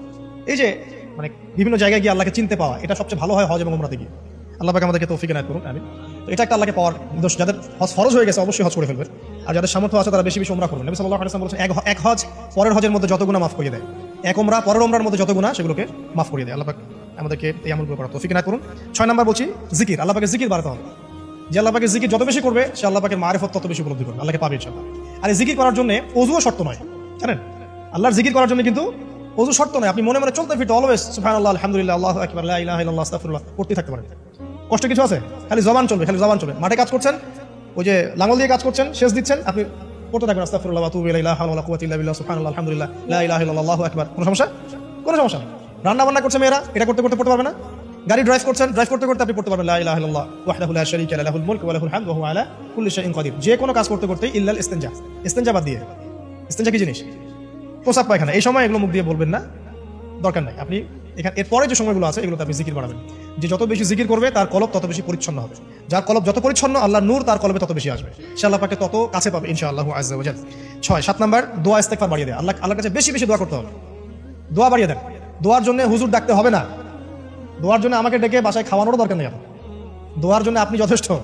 নামাজে দাঁড়ান, নামাজে সিজদায় দোয়া করেন, নফল নামাজ পড়েন, নফল নামাজে সিজদায় দোয়া করেন, নামাজে পড়ে হাত তুলে দোয়া করেন, প্রয়োজনে নামাজে সালাম ফেরানোর আগে দোয়া করেন, যে কোনো ভালো কাজ করেছেন তারপর দোয়া করেন, ঠিক আছে? কোরআন তেলাওয়াত করলেন দোয়া করেন, তাহাজ্জুদের ওয়াক্তে দোয়া করেন, বৃষ্টি পড়ছে তখন দোয়া করেন, ঠিক আছে? মানে দোয়া কবুলের মোমেন্ট সময়গুলো, আজান হয়েছে, আজান ইকামতের মাঝখানে দোয়া করেন, এই যে এখন খুতবা হচ্ছে এই সময় দোয়া করেন, দোয়া কবুল হবে। দিনী মসজিদে বসেছেন দোয়া করেন, দোয়া করতে থাকেন মনে হয়। যত বেশি আপনি দোয়া করতে পারবেন আল্লাহর কাছে ইনশাআল্লাহ আল্লাহকে আপনি তত কাছে পাবেন ইনশাআল্লাহ। এটা আল্লাহকে পাওয়ার অন্যতম মাধ্যম। এবং ইস্তেগফার, ইস্তেগফার মানে কি? তওবা করা, আস্তাগফিরুল্লাহাল্লাযী লা ইলাহা ইল্লা হুয়াল হাইয়ুল কাইয়্যুম ওয়া আতুবু ইলাইহি। এটা বেশি বেশি পড়বেন, দিনে কমপক্ষে 70 বার বা 100 বার পড়ার চেষ্টা করবেন, আল্লাহ পাক তৌফিক দান করুন। কয়টা বলছি ভাই? 7টা। আচ্ছা, 8 নাম্বার হচ্ছে সদকা করা। সদকা, দান সদকা আল্লাহর কাছে খুব বেশি পছন্দের। দান সদকা করার জন্য সম্পদ লাগে না, আমার কথা শোনেন। দান সদকা করার জন্য সম্পদ লাগে না, কলিজা লাগে, মন লাগে। বহু বড় বড় মানুষ আছে দান সদকা করতে পারে না, কোটিপতি, যাকাত দেয় না, আছে না? আর বহু গরিব মানুষ ভ্যান চালায়, কৃষি কাজ করে, দেখবেন 100 টাকা দান করে দিল, মন থাকতে হয়, মন, কলিজা বড় থাকতে হয়। তো যাদের কলিজা বড়, মন বড়, তারা দান সদকা করতে পারবে ইনশাআল্লাহ। আর যার মন বড় সেখানেই তো আল্লাহ নূর আসবে। সংক্ষিপ্ত মনে, সংকীর্ণ মন আল্লাহ নূর কোথা থেকে আসবে? কথা বুঝতে পারেন নাই? তো দান সদকা বাড়ান। আপনি 1 টাকা দান করেন, 5 টাকা দান করেন, হালাল রিজিক থেকে 1 টাকা দান করেন, সেটা আল্লাহর কাছে অনেক বেশি পছন্দের। একটা হাদিসে নবী সাল্লাল্লাহু আলাইহি ওয়াসাল্লাম বলেছেন, হালাল উপার্জন থেকে আল্লাহর বান্দারা যখন একটা খেজুরও দান করে, আল্লাহ পাক সেই একটা খেজুরকে আস্তে আস্তে বড় করতে থাকেন, বড় করতে থাকেন, বড় করতে থাকেন। এটা এক পর্যায়ে পাহাড়ের সমান হয়ে যায়। এবং কিয়ামতের মাঠে মানুষ তার দান এবং সাদাকার যে ছায়া, এই ছায়ার নিচে অবস্থান করবে। আপনার বিপদ হয়েছে, দান সদকা করেন, বিপদ দূর হয়ে যাবে ইনশাআল্লাহ। জটিল কোনো রোগ হয়েছে, কোনো ডাক্তার ট্রিটমেন্ট করতে পারছে না, সদকা করেন, রোগ ভালো হয়ে যেতে পারে ইনশাআল্লাহ। সদকার ব্যাপক ফজিলত আছে। সাদাকা, দান সাদাকা, দোয়া, এগুলো তাকদীরের যে বিপদ আপদগুলো আছে না, ঝুলে আছে, আমাদের তাকদীরের বিপদ আছে না অনেক, এগুলোকেও সরিয়ে দিতে পারে আল্লাহ। এই শক্তি আছে দোয়া এবং দান সদকার মধ্যে। আল্লাহ পাক আমাদেরকে বেশি বেশি সাদাকা করার তৌফিক দান করুন, আমিন। আর সাদাকা নফল না করতে পারলে কমপক্ষে ফরজ যাকাতটুকু দিবেন, ফরজ যাকাতটুকু দিবেন, কারণ যাকাত, সদকা এবং ব্যবসা এগুলো হচ্ছে ইসলামিক অর্থনীতির মূল ভিত্তি, এর সাথে কৃষিকাজ। আর দুটো বলে শেষ করে দেই। 9 নম্বর হচ্ছে আমর বিল মারুফ এবং নাহি আনিল মুনকারের কাজ করা, মানে সৎ কাজের আদেশ করা, মানুষকে অসৎ কাজে নিষেধ করা। এই কাজটা যে যত বেশি করবে সে তত বড় ব্যবসায়ী। কারণ কি, আপনার দাওয়াতে, আপনার লেকচার শুনে, আপনার বই পড়ে, আপনার নসিহত শুনে যদি একটা মানুষও দিনের পথে ফিরে আসে, ওই একটা মানুষের সারা জীবনের যে নেক কাজ, এই সমস্ত নেক কাজের একটা অংশ আপনি পাবেন। আবার আপনি কাউকে অন্যায় থেকে বারণ করেছেন, আপনার দাওয়াত শুনে কেউ সিগারেট ছেড়ে দিয়েছে, মাদক ছেড়ে দিয়েছে, জেনা ছেড়ে দিয়েছে, পণ ছেড়ে দিয়েছে, বা হারাম সুদ ছেড়ে দিয়েছে, ওই মানুষটা এখন সারা জীবন যত ভালো কাজ করবে, এই পুরো ভালো কাজের একটা অংশ আপনি পাবেন ইনশাআল্লাহ। এর চেয়ে বড় কিন্তু কোনো ব্যবসা নাই। এই কাজটা করলে আল্লাহ পাকের রহমত নেমে আসে, আর এই কাজটা ছেড়ে দিলে আল্লাহ পাকের গজব নেমে আসবে। যখন মানুষ ন্যায়ের আদেশ এবং অন্যায় নিষেধ ছেড়ে দিবে, আল্লাহর গজব নেমে আসবে। আর মানুষ যত বেশি সৎ কাজে আদেশ করবে, অসৎ কাজে নিষেধ করবে, আল্লাহর রহমত তত কাছে আসবে ইনশাআল্লাহ। আল্লাহকে পাওয়া যাবে ইনশাআল্লাহ তাআলা। আল্লাহ পাক আমাদেরকে তৌফিক এনায়েত করুন। আর সর্বশেষ একটা বলে শেষ করে দিই, সেটা হলো যে আল্লাহর দিনকে, আল্লাহর দিনের খেদমত করা বা দিনের কল্যাণে নিজেকে নিয়োজিত রাখা। আল্লাহর দিনের খেদমত করা বা দিনের কল্যাণে নিজেকে নিয়োজিত করলে আল্লাহ পাককে পাওয়া যাবে ইনশাআল্লাহ। এই পৃথিবীতে আল্লাহ পাকের সবচেয়ে গুরুত্বপূর্ণ জিনিসটা কি? নিয়ামতটা কি? আল্লাহর দিন না? এই দিন ছাড়া কি পৃথিবীতে আর কিছু আছে? একটা হাদিসে আসছে যে পুরো পৃথিবীটাই তো অভিশপ্ত। পুরো পৃথিবীটা কি? অভিশপ্ত। শুধুমাত্র দিনের ইলম অর্জনের জায়গা ছাড়া, তালেবে ইলমদের জায়গা ছাড়া, দিনী মাহফিলগুলো ছাড়া, যেখানে নামাজ হয় এই জায়গাগুলো ছাড়া, বাকি সব অভিশপ্ত জায়গা। তো এখানে পৃথিবীতে সবচেয়ে গুরুত্বপূর্ণ এবং ইম্পর্টেন্ট, আল্লাহর কাছে প্রিয় জিনিসটা কি? আল্লাহর দিন। তো আল্লাহর সেই প্রিয় জিনিসটাকে যারা এগিয়ে নেওয়ার চেষ্টা করবে, সেই দিনের খেদমত করার চেষ্টা করবে, দিনের জন্য একটা মসজিদ করা, একটা মাদ্রাসা করা, হ্যাঁ, একটা কোনো ভালো কোনো প্রকল্প করার চেষ্টা করবে, আল্লাহ পাক কি তাদেরকে রক্ষণাবেক্ষণ করবে না? আল্লাহ পাক তাদের অভিভাবক হবেন না? নিঃসন্দেহ হবেন ইনশাআল্লাহ। এবং ইনশাআল্লাহ তাআলা তারা পৃথিবীতেও সফল হবে, পরকালেও ইনশাআল্লাহ তাআলা সাফল্যের চাদর তাদেরকে আঁকড়ে ধরবে ইনশাআল্লাহ তাআলা। আল্লাহ রাব্বুল আলামিন আমরা সবাইকে এই দুনিয়াতে আল্লাহকে পাওয়ার তৌফিক দান করুন, এবং যে কাজগুলো করলে পরে আল্লাহকে পাওয়া যায় সেই কাজগুলো বেশি বেশি করে করার তৌফিক আল্লাহ পাক দান করুন, এবং পরকালে আল্লাহ রাব্বুল আলামিন আমাদের গুনাহগুলোকে মাফ করে আল্লাহর রহমতের চাদরে আমাদেরকে আবৃত করে নিন। আল্লাহুম্মা আমিন। আকুলু কওলি হাযা আস্তাগফিরুল্লাহ লি ওয়া লাকুম ওয়া লিসাইরিল মুসলিমিন। বারাকাল্লাহু লানা ওয়া লাকুম বিল আয়াতিল হাকীম। ইন্নাহু তাআলা জাওয়াদুন কারীম ওয়া রাউফুর। আল্লাহ রাব্বুল আলামিন আমাদেরকে পৃথিবীতে একা একা ছেড়ে দেননি, পৃথিবীতে পাঠিয়ে দিয়ে আল্লাহ পাক আমাদেরকে আসমানি কিতাব দিয়েছেন। কি দিয়েছেন? প্রত্যেক যুগে যুগে আসমানি কিতাব এসেছে, তাওরাত, জাবুর, ইনজিল, কোরআন এসেছে। আগেকার আসমানি কিতাবগুলো কি এখন চলবে না চলবে না? আগেকার আসমানি কিতাবগুলো কি এখন চলবে না চলবে না? যখন থেকে নবী মুহাম্মদ সাল্লাল্লাহু আলাইহি ওয়াসাল্লাম নবী হয়েছেন এবং তার উপরে কোরআন নাজিল হয়েছে, এখান থেকে নিয়ে কিয়ামত পর্যন্ত অন্য কোনো আসমানি কিতাব কেউ মানলে কি চলবে না চলবে না? এই বিষয়ে নবী সাল্লাল্লাহু আলাইহি ওয়াসাল্লামের একটা হাদিস বলি, তারপর সামনে যাই। একদিন নবী সাল্লাল্লাহু আলাইহি ওয়াসাল্লামের সামনে ওমর রাদিয়াল্লাহু আনহু বসে আছেন। কে বসে আছেন? ওমর রাদিয়াল্লাহু আনহু নাম তো জানেন, ইসলামের দ্বিতীয় খলিফা। নবীজিকে বলছেন যে তাওরাতে কিছু সুন্দর কথা আছে ইয়া রাসূলুল্লাহ। এই কথা বা এই স্টেটমেন্ট শোনার সাথে সাথে নবী সাল্লাল্লাহু আলাইহি ওয়াসাল্লামের চোখ মুখ রাগে লাল হয়ে গেল। হাদিসে মিশকাতে আছে, রাগে লাল হয়ে নবী সাল্লাল্লাহু আলাইহি ওয়াসাল্লাম বলছেন যে ইয়া ওমর, হে ওমর, তুমি আমার সামনে তাওরাত পড়ছো? জেনে রাখো, লাউ কানা মূসা হাইয়ান, যদি মূসা আলাইহিস সালাম এখন জীবিত থাকতো। তাওরাত কার উপর নাজিল হয়েছে? মূসা। তাওরাত পড়ছো আমার সামনে, তাওরাত যার উপর নাজিল হয়েছে সেই মূসা আলাইহিস সালাম যদি জীবিত থাকতো এখন, ফাত্তাবা'তুমুহু, আর তোমরা আমাকে বাদ দিয়ে তার অনুসরণ করতে, ওয়া তারাকতুমুনি, আমাকে ছেড়ে দিতে, লাদালালতুম আন সাওয়াইস সাবিল, তাহলে তোমরা অবশ্যই পথভ্রষ্ট হয়ে যাবে। তাওরাত পড়ছো? এখন যদি মুসা আলাইহিস সালামও জীবিত থাকতো আর তোমরা আমাকে বাদ দিয়ে নবী মুসার অনুসরণ করা শুরু করতে, তোমরা অবশ্যই জাহান্নামে হয়ে যাবে। লাউ কানা মুসা হাইয়ান, যদি মুসাও জীবিত থাকতো এখন, আবার যদি জীবিত করা হয় আলাইহিস সালাম, লাত্তাবা'নি, অবশ্যই তাকে আমার অনুসরণ করতে হবে। কথা কি বুঝতে পারছেন? এই কারণে শেষ জামানায় যখন ঈসা ইবনে মারইয়াম আসবেন, তিনি নতুন কোনো শরীয়ত নিয়ে আসবেন না। কি নিয়ে আসবেন? তিনি মুহাম্মদ সাল্লাল্লাহু আলাইহি ওয়াসাল্লামের অনুকরণ রূপেই পৃথিবীতে আসবেন ইনশাআল্লাহ। তো আল্লাহ পাক আমাদেরকে দিয়েছেন আল কোরআন, এবং কোরআন এর ব্যাখ্যা হচ্ছে হাদিস। নবী সাল্লাল্লাহু আলাইহি ওয়াসাল্লাম বিদায় হজের ভাষণে বলেছেন, এই হাদিসটা খুব ভালো করে মনে রাখবেন। তিনি বলেছেন যে তারাকতু ফিকুম আমরাইন, আমি তোমাদের মাঝে মাত্র দুটো বস্তু ছেড়ে যাচ্ছি। কয়টা বস্তু? দুটো বস্তু। লান তাদিল্লু মা তামাসসাকতুম বিহিমা, তোমরা কোশ্চিন কালেও পথভ্রষ্ট হবে না যতদিন পর্যন্ত এই দুটাকে আঁকড়ে ধরে থাকবে। ঠিক আছে? তোমরা কোশ্চিন কালেও পথভ্রষ্ট হবে না যতদিন পর্যন্ত এই দুটাকে তোমরা শক্ত করে আঁকড়ে ধরে থাকবে। অন্য হাদিসে আছে দাঁতের মারি দিয়ে কামড়ে থাকবে। আপনি সামনের দাঁত দিয়ে কিছু কামড়াতে গেলে কিন্তু টান দিলে ছিঁড়ে যাবে না? দাঁতের মারি দিয়ে যদি শক্ত করে ধরেন, এত সহজে কিন্তু টান দিলে ছিঁড়বে না। এই জন্য নবী বলছেন সাল্লাল্লাহু আলাইহি ওয়াসাল্লাম, দাঁতের মারি দিয়ে কামড়ে ধরে থাকবে কোরআন এবং সুন্নাহকে। সেই দুটো বস্তু কি? নবী সাল্লাল্লাহু আলাইহি ওয়াসাল্লাম বলছেন, একটা হচ্ছে কিতাব আল্লাহ পাকের কিতাব, মানে কি? আল কোরআন, ওয়া সুন্নতি নবীহি, মানে নবীর সুন্নাত, অর্থাৎ হাদিসগুলো। কোরআন এবং সুন্নাহ মিলে ইসলাম। এই ইসলামটাই হচ্ছে আল্লাহ রাব্বুল আলামিনের মনোনীত সর্বশেষ দিন, সর্বশেষ টেস্টিমেন্ট। মানে আদম আলাইহিস সালামও তো মুসলিম ছিলেন, নূহ আলাইহিস সালামও মুসলিম ছিলেন, ঈসা আলাইহিস সালাম, মুসা আলাইহিস সালাম, ইব্রাহিম আলাইহিস সালাম, এই যে লক্ষ লক্ষ নবী রাসূল, তারা মুসলিম ছিলেন না? সবাই মুসলিম ছিলেন, কিন্তু সর্বশেষ যে বিধিবিধানগুলো আল্লাহর পক্ষ থেকে এসেছে সেটা কি? কোরআন এবং সুন্নাহ। এবং ইসলামের এই নতুন রূপটা, সর্বস্বীকৃত সর্বনতুন যে রূপটা, এটা কিয়ামত পর্যন্ত থাকবে ইনশাআল্লাহ। তো ইসলাম চির প্রাচীন এবং চির নতুন, চির আধুনিক। আমরা কি বুঝতে পারছি? এখন এই ইসলামটা কি পরিবর্তনযোগ্য? উত্তর না। আল্লাহ পাক সূরা মাইদা 3 নম্বর আয়াতে বলছেন, আল-ইয়াউমা আকমালতু লাকুম দীনাকুম ওয়া আতমামতু আলাইকুম নি'মাতি ওয়া রাদিতু লাকুমুল ইসলাম দীনা। আল্লাহ পাক বলছেন, আজকে আমি তোমাদের উপরে দ্বীন ইসলামকে পরিপূর্ণ করে দিলাম। পরিপূর্ণ করে দেওয়ার অর্থ হচ্ছে এখানে সংযোজন বিয়োজনের কোনো সুযোগ নাই। কেউ যদি বলে 5 ওয়াক্ত নামাজের জায়গা 6 ওয়াক্ত বানাই দিব আমরা, ঠিক আছে? সুযোগ আছে? সুযোগ নাই। যাকাতের বিধানটা খুব কঠিন মনে হয়, যাকাতের নিসাবটা একটু কমাই দিব, পারবে? ইসলামের চুল পরিমাণ কিছু ঢোকানোর, বের করার কোনো সুযোগ নাই। কেন নাই? কারণ আল্লাহ পাক এই দিনটাকে পরিপূর্ণ করে দিয়েছেন। আল-ইয়াউমা আকমালতু লাকুম দীনাকুম, দিনটাকে কামেল করেছি। কামেল মানে, কামেল পাস মানে কি? সার্টিফিকেট পাইছে পরিপূর্ণ, তাই না? সার্টিফিকেট সবকিছু না, জ্ঞান সবকিছু। এবং এই জ্ঞান শুধুমাত্র বই পড়ে অর্জিত হবে এমনও নয়। জ্ঞান আসে কার পক্ষ থেকে? আল্লাহর পক্ষ থেকে। এটা মনে রাখবেন, জ্ঞান আল্লাহর পক্ষ থেকে আসে। হ্যাঁ, জ্ঞান কখন আসবে? যখন আপনি পরিশ্রম করবেন, আপনার পরিশ্রম আল্লাহ পাক দেখবেন, আপনি ধারাবাহিকভাবে লেগে থাকবেন, আল্লাহর কাছে বেশি বেশি দোয়া করবেন, পাপ ছেড়ে দিবেন, গুনাহ ছেড়ে দিবেন, গুনাহমুক্ত অন্তর নিয়ে আল্লাহর কাছে কান্নাকাটি করবেন, আল্লাহ পাক ইনশাআল্লাহ ইলম দান করবেন ইনশাআল্লাহ। ইমাম শাফিঈ রাহিমাহুল্লাহ বলতেন যে আমি অনেক পড়ি কিন্তু ভুলে যাই। তার ওস্তাদ তাকে বললেন যে তুমি পাপ করা ছেড়ে দাও, যদি গুনাহ করতে থাকো তাহলে তোমার অন্তরে আল্লাহর নূর নাজিল হবে না। ঠিক আছে? গুনাহ মুক্ত অন্তর নিয়ে ইলম চর্চা করতে হয়, আল্লাহ পাক তৌফিক দান করুন। আর ইলম অর্জন করে যদি অহংকার আর হিংসা চলে আসে, তাহলে সেই ইলম হবে শয়তানের ইলম। শয়তান প্রচন্ড আলেম ছিল, কিন্তু ইবলিস কি ছিল? আলেম ছিল। সে কিন্তু আলেম আর আবেদ ছিল, সে ইলম অনেক অর্জন করেছিল এবং আল্লাহ পাকের প্রচুর ইবাদত করতো, কিন্তু তারপরেও কেন সে জাহান্নামী হলো? কারণ একটাই, আবা ওয়াস্তাকবারা, সে উদ্ধত হয়েছিল, অহংকার করেছিল। ইসলাম পরিপূর্ণ, এখানে সংযোজন বিয়োজনের কোনো সুযোগ নাই। এখন ইসলাম ছাড়া অন্য কোনো দিন মানলে কি হবে কিনা? আল্লাহ পাক সূরা আল ইমরানের মধ্যেই বলছেন, ওয়ামাই ইয়াবতাগি গায়রাল ইসলামি দীনান ফালা ইউকবাল মিনহু, কেউ যদি ইসলাম ছাড়া, এই পরিপূর্ণ দিনটা ছাড়া অন্য কোনো জীবন ব্যবস্থা তালাশ করে, তার পক্ষ থেকে কোশ্চিন কালেও কোনো আমল কবুল করা হবে না। কার কথা? আল্লাহর কথা। একটা জায়গায় আমি ফোকাস করি যে দিন পালন করতে গিয়ে সবচেয়ে বড় চ্যালেঞ্জটা হচ্ছে, সেটা হচ্ছে আল্লাহকে পাওয়া। কি করা? যে আল্লাহর কাছ থেকে আমরা এসেছি, সেই আল্লাহকে দুনিয়াতে এবং আখিরাতে পাওয়া, এটাই চ্যালেঞ্জ। আল্লাহকে যে ব্যক্তি পেয়েছে সে দুনিয়ার সব পেয়ে গেছে, আল্লাহকে যে পায় নাই সে আসলে কিছুই পায় না, ইহকাল পরকালের কিছুই পায়নি। এখন আমরা আল্লাহকে পাবো কিভাবে? এটা বড় প্রশ্ন না? যে আল্লাহর কাছ থেকে, যে জান্নাত থেকে আমরা পৃথিবীতে চলে আসলাম, সেই জান্নাতে যেতে হলে তো আমাকে আল্লাহকে পেতে হবে। আল্লাহকে পেতে হলে আমার কি কি করণীয়? খুব শর্ট করে আমি কয়েকটা পয়েন্টস আপনাদেরকে শেয়ার করছি। 1 নাম্বার, আল্লাহকে পেতে হলে অবশ্যই তার নবী মুহাম্মদ সাল্লাল্লাহু আলাইহি ওয়াসাল্লামকে অনুসরণ করতে হবে। এছাড়া আল্লাহকে পাওয়ার দ্বিতীয় কোনো পথ নেই। আল্লাহকে পেতে হলে অবশ্যই তার নবী মুহাম্মদ সাল্লাল্লাহু আলাইহি ওয়াসাল্লামের আদর্শগুলো জীবনের প্রতিটা ক্ষেত্রে বাস্তবায়ন করতে হবে। চলাফেরা, ওঠা বসা, খাওয়া দাওয়া, ইস্তেঞ্জা করা, মুআমালাত, ব্যবসা বাণিজ্য, অর্থনীতি, সমাজ, রাষ্ট্র, সব ক্ষেত্রে আপনাকে মুহাম্মদ সাল্লাল্লাহু আলাইহি ওয়াসাল্লামের তরিকা, আদর্শটাকে ফলো করতে হবে। তাহলে আপনি আল্লাহকে পাবেন ইনশাআল্লাহ। যে ব্যক্তি আল্লাহকে পেয়েছে সে দুনিয়াও পেয়েছে, আখিরাতও পেয়েছে। যে আল্লাহকে পায় নাই, দুনিয়াও বরবাদ, আখিরাতও বরবাদ। 1 নাম্বার তাহলে কি কাজ? আল্লাহ পাকের সর্বশেষ নবী মুহাম্মদ সাল্লাল্লাহু আলাইহি ওয়াসাল্লামকে অনুসরণ করা, তার আদর্শ মেনে চলা। 1 নাম্বার। 2 নাম্বার হচ্ছে 5 ওয়াক্ত নামাজ। আল্লাহকে পেতে হলে নামাজ লাগবে। নামাজ নাই, আল্লাহ নাই। ওয়াস্তাঈনু বিস-সাবরি ওয়াস-সালাত, তোমরা সবর এবং সালাতের মধ্য দিয়ে আল্লাহর সাহায্য প্রার্থনা করো। আমরা এই জন্য নামাজে বলি ইয়াকা না'বুদু ওয়া ইয়াকা নাস্তাঈন, আমরা শুধু আপনারই ইবাদত করি এবং আপনার কাছেই সাহায্য প্রার্থনা করি। আল্লাহকে পেতে হলে নামাজের কোনো বিকল্প নাই। যে ব্যক্তি নামাজ পড়ে না, আল্লাহর সাথে তার কোনো সম্পর্ক নেই, নো কানেকশন। আপনি যে কোনো কিছু চাচ্ছেন, সিজদায় পড়ে আল্লাহর সামনে আত্মসমর্পণ করেই চাইতে হবে। ওয়াসজুদ ওয়াক্তারিব, আল্লাহ কি বলেছেন? সিজদা করো, নিকটবর্তী হও। তো ব্যাখ্যা অনেক করা যায়। নামাজ না পড়লে কিন্তু মানুষ কুফরিতে লিপ্ত হয়। যে ব্যক্তি মান তারাকা সালাতান মুতাআম্মিদান ফাকাদ কাফারা, যে ব্যক্তি সালাতকে অস্বীকার করে, ফরজ নামাজকে অস্বীকার করে সে ব্যক্তি কিন্তু কুফরিতে চলে যায়। ঠিক আছে, তারপরে বাইনা রজুলি বা বাইনা শিরকি ওয়াল কুফরি তারকুস সালাহ, একজন মুমিন বান্দা এবং অমুসলিমদের মধ্যে পার্থক্যই নামাজ। নামাজের বিষয়ে অনেক কথা আমি আগেও বলেছি, আপনারা শুনেছেন, অন্য আলেমদের কাছে শুনেছেন। এক বাক্যে নামাজ না পড়লে ইসলামের রশিটা কেটে যাবে। মুআয বিন জাবালকে নবী সাল্লাল্লাহু আলাইহি ওয়াসাল্লাম বলেছেন যে যদি মান তারাকা সালাতা মুতাআম্মিদান, কেউ যদি সালাতকে ইচ্ছা করে ছেড়ে দেয়, ফাকাদ বারিআত মিন জিম্মাতিল্লাহ, সে ব্যক্তি আল্লাহর জিম্মাদারি থেকে মুক্ত হয়ে যাবে।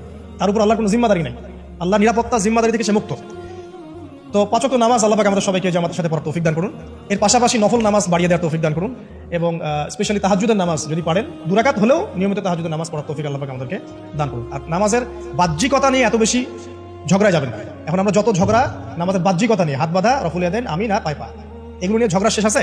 নাই। ইসলামের বিরোধী শক্তিরা হাত ভেঙে ফেলার পায়তারা করে ফেলেছে অলরেডি। হাতই না থাকলে আপনি বাঁধবেন কোথায়? মনে করেন আপনার হাতই নাই, বাঁধবেন কি উপরে না নিচে? এই হাত তো ভেঙে ফেলার পায়তারা করা হয়েছে। এখন আপনি পড়ে আছেন বাঁধার কোন জায়গায় বাঁধবেন সেটা নিয়ে, অথচ পুরো বৈশ্বিক চক্রান্ত মুসলিমদের বিরুদ্ধে হাতটাই ভেঙে ফেলে দিবে। তুই বাঁধবি কোথায় হাত? তারপর দেখবো। এটা আমরা বুঝতে পারি না। এটা বোঝার জন্য যে জ্ঞান, ইলম, নূর দরকার তা নাই আমাদের মধ্যে। এই জন্য আপোষে ঝগড়া নিয়ে পড়ে আছে। যে ছোটখাটো যে ইখতিলাফি মাসালাগুলো চলে আসছে দীর্ঘদিন থেকে, এগুলো কোনো সমাধানে আসতে পারবে না কিন্তু কেউ।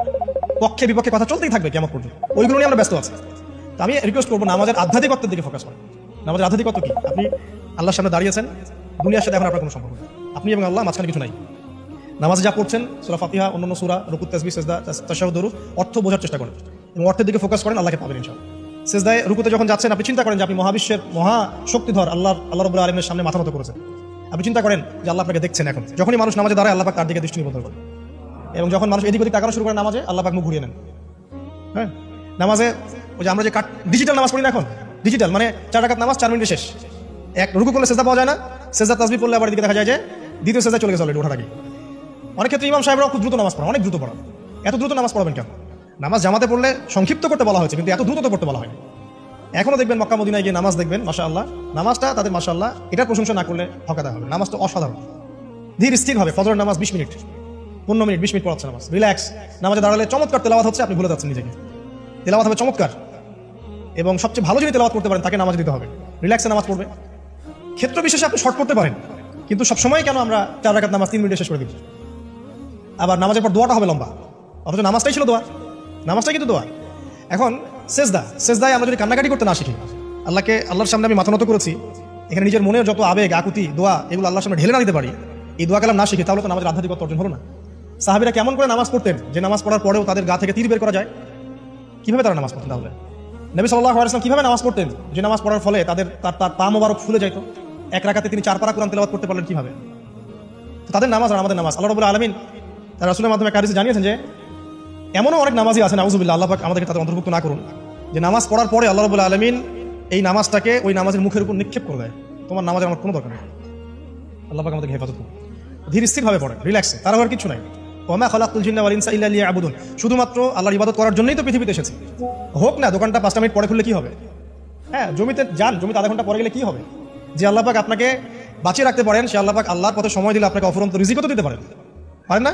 আপনি আল্লাহর হয়ে যান, বাকি সব আল্লাহ আপনার দায়িত্ব নিয়ে নেবেন। ইনশাআল্লাহ আপনি নিজে আল্লাহর হয়ে যান, আপনার সবকিছু দায়িত্ব কে নিয়ে নেবে? আল্লাহ নিয়ে নেবে। আল্লাহ পাক আমাদেরকে ধীর স্থিরভাবে আধ্যাত্মিকত্ব অর্জন করে নামাজ পড়ার তৌফিক দান করুন। আমি তো দেখুন, আল্লাহকে পাওয়ার সবচেয়ে সেরা মাধ্যম কি? নামাজ। তার আগে বলেছি নবী সাল্লাল্লাহু আলাইহি ওয়াসাল্লামের অনুসরণ। আল্লাহকে পাওয়ার তৃতীয় একটা মাধ্যম বলে দিই আমি, সওম বা রোজা রাখা। অল্প সময় ঘুরিয়ে নিচ্ছি, সওম বা রোজা রাখা। রোজা কেন আল্লাহকে পাওয়ার মাধ্যম জানেন? কারণ রোজা রাখা অবস্থায় আমরা কিন্তু গোপনে পানাহার করি না, করি? আমরা রোজা রেখেছি, গোপনে কিন্তু পানি খেতে পারি, কেউ দেখবে না। গোসল করছেন, আপনি পানি খেতে পারেন, কেউ দেখবে না। লুকিয়ে লুকিয়ে আপনি কিন্তু খাবার খেতে পারেন, কেউ দেখবে না, বাসায় কেউ নাই দেখা, কিন্তু আপনি খান না। আপনি সবর করেন, সহ্য করেন, একদম সূর্যাস্তের সময় গিয়ে আপনি ইফতার করেন। এই যে কাজটা আপনি কেন করেন? কারণ আপনি ফিল করেন যে আল্লাহ আপনাকে দেখছেন। কেউ আপনাকে দেখুক না দেখুক, আল্লাহ আপনাকে দেখছেন। এটাই হচ্ছে ইহসান, এটাই হচ্ছে আল্লাহ পাকের মারিফতকে উপলব্ধি করা। আল্লাহ রাসূল সাল্লাল্লাহু আলাইহি ওয়াসাল্লাম বলেছেন, ইহসান হচ্ছে আন তা'বুদাল্লাহা কাআন্নাকা তারা, তুমি এমন ভাবে আল্লাহর ইবাদত করবে যেন তুমি আল্লাহকে দেখছো। ওয়া ইল্লাম তাকুন তারাহু ফাইন্নাহু ইয়ারা, তুমি আল্লাহকে দেখতে না পারলেও বিশ্বাস করবে আল্লাহ তোমাকে দেখছেন। এটা রোজা রাখলে উপলব্ধি হয় না যে আল্লাহ আমাকে দেখছেন? এটা হচ্ছে আল্লাহকে পাওয়ার মাধ্যম। এই জন্য রমাজানের রোজা অবশ্যই রাখবো ইনশাআল্লাহ। পাশাপাশি এই যে সোমবার, বৃহস্পতিবার বা এই যে মাসের 3 দিন আইয়ামে বীজের সওম আছে, 13, 14, 15, আরাফার সওম, আশুরার সওম বা নফল সওম, এগুলো রাখার অভ্যাস করলে আল্লাহকে পাওয়া যাবে ইনশাআল্লাহ। আল্লাহ পাক আমাদেরকে বেশি বেশি সওম রাখার তৌফিক দান করুন। এবং আমাকে আপনাদের সবাইকে বিগত জীবনে আমরা যারা বিভিন্ন সময় সওম রাখি নাই বা রাখতে পারি নাই, বিভিন্ন সালাত পড়ি নাই, করতে পারি নাই, এগুলোকে হিসাব করে আদায় করার তৌফিক আল্লাহ পাক দান করুন। আমিন। 4 নম্বর একটা মাধ্যম বলে দিয়ে আল্লাহকে পাওয়া, সেটা হলো তিলাওয়াতে কোরআন। কোরআন তেলাওয়াত যে যত বেশি করবে, অর্থ উপলব্ধি করে পড়বে, সে আল্লাহ পাককে চাক্ষুষ পাবে ইনশাআল্লাহ। মানে আল্লাহ রাব্বুল আলামিন একটা চিঠি দিয়েছেন, মনে করেন আপনাকে, আপনার একজন কথার কথা এক্সাম্পল দিচ্ছি যে আপনার কোনো একজন বন্ধু আছে অনেক দূরের কোনো দেশে, তা আপনি তাকে দেখেনও নাই, আপনি তাকে চিনেনও, মানে আপনি তার চেহারা দেখেন নাই, তাকে চিনেন না, তার সাথে যোগাযোগের মাধ্যম হচ্ছে আপনার চিঠি বা মেসেজ, ঠিক আছে? এখন সে আপনাকে কিছু মেসেজ পাঠালো, এই মেসেজের মধ্যে সে কিছু ইনস্ট্রাকশন দিয়েছে যে এইগুলো করতে হবে, এগুলো করতে হবে, বা আপনার প্রতি ভালোবাসার ইজহার করছে। মানে এই মেসেজটা যদি আপনি পড়তে পারেন তাহলে আপনি আপনার বন্ধুর সাথে একটা কানেকশন তৈরি করলেন না? বুঝতে পারছি না? আচ্ছা, এখন সমস্যা হচ্ছে কি আমরা ওই মেসেজটা পড়তেই পারি না, আমরা তো কোরআনটা পড়তেই জানি না, তাহলে মেসেজটা পাবো কিভাবে? আর যারা পড়তে জানি সেই ভাষাটা বুঝি না, এখন ওই বন্ধু মনে করেন চিঠি লিখেছে বাংলা ভাষায়, আর আপনি বাংলা পড়তে জানেন না, তাহলে কি পারবেন উপলব্ধি করতে তার মনের ভাব, সেই বন্ধুর আবেগ, ভালোবাসা, প্রেম আপনি উপলব্ধি করতে পারবেন? লিখেছে সে উর্দু দিয়ে ইংরেজিতে, আপনি ইংরেজি বোঝেন না, ইংরেজি লিখতে পারেন না, তাহলে কি আপনি তার চিঠি বুঝতে পারবেন? এখন আমরা যেহেতু আরবি বুঝি না, এই কারণে কোরআনের মধ্যে কি বলেছেন আল্লাহ রাব্বুল আলামিন আমরা উপলব্ধি করতে পারছি। আমি কি বুঝতে পারছি? তো কোরআন শুধুমাত্র তিলাওয়াত করা যথেষ্ট নয়, তিলাওয়াত করলে আপনি প্রত্যেক হরফে 10টি পাবেন, কোনো সমস্যা নাই, কিন্তু ওই মেসেজটাকে উপলব্ধি করতে হলে আপনার অর্থটা জানতে হবে। অর্থ জানলে পরে আপনি দেখবেন আল্লাহকে আপনি চাক্ষুর সামনে পাচ্ছেন ইনশাআল্লাহ। আপনি হতাশ হয়েছেন, হতাশা দূর করার জন্য সূরা আছে কোরআন। বিপদে পড়েছেন, বিপদ দূর করার সূরা আছে কোরআন। আপনার রিজিকের সমস্যা কাটানোর সূরা কোরআনে আছে। হাজতের প্রয়োজন, সূরা ইয়াসিন, হাজতের সূরা চলে আসে। অসুস্থ হয়েছেন, শেফার সূরা কোরআনে আছে। বা কাউকে জিন টোনা করা হয়েছে, বানটোনা করা হয়েছে, ওর শেফাও কোরআনে আছে। এমন কোনো বিষয় নাই যেটা আল্লাহ রাব্বুল আলামিন কোরআনের মধ্যে নাজিল করেন নাই। ব্যবসা করতে চান, কোরআন কথা বলবে, ঠিক আছে? আপনি সামাজিক বিষয়ে ডিল করতে চান, সূরা হুজুরাত কথা বলবে। আপনি ইতিহাস ভালোবাসেন, কোরআনে ইতিহাস দিয়ে ভর্তি করা আছে। আপনি কাব্য ভালোবাসেন, কবিতা পড়তে ভালোবাসেন, কোরআনের মধ্যে কবিতা দিয়ে ভর্তি আছে। আর রহমান আল্লামাল কোরআন খালাকাল ইনসান, এখানে ছন্দ আছে না? প্রত্যেকটা ছন্দ, ওয়ান-নাজমি ইযা হাওয়া মা দাল্লা সাহিবুকুম ওয়া মা গাওয়া ওয়া মা ইয়ানতিকু আনিল হাওয়া, ছন্দ আছে না? আপনি উপন্যাস ভালোবাসেন, কোরআনে অনেক উপন্যাস আছে। যা চান তাই পাবেন। এক কথায় আপনি আল্লাহকে পাবেন কোরআনের মধ্য দিয়ে। কোরআনের সাথে যার সম্পর্ক যত বেশি, আল্লাহর মারিফত সে তত বেশি পাবে ইনশাআল্লাহ আযজা ওয়া জাল্লা। 4টা বলেছি না? 5 নাম্বার হচ্ছে হজমরা করা। হজমরা আল্লাহ পাক আমাদের সবাইকে বেশি বেশি করার তৌফিক দেয়।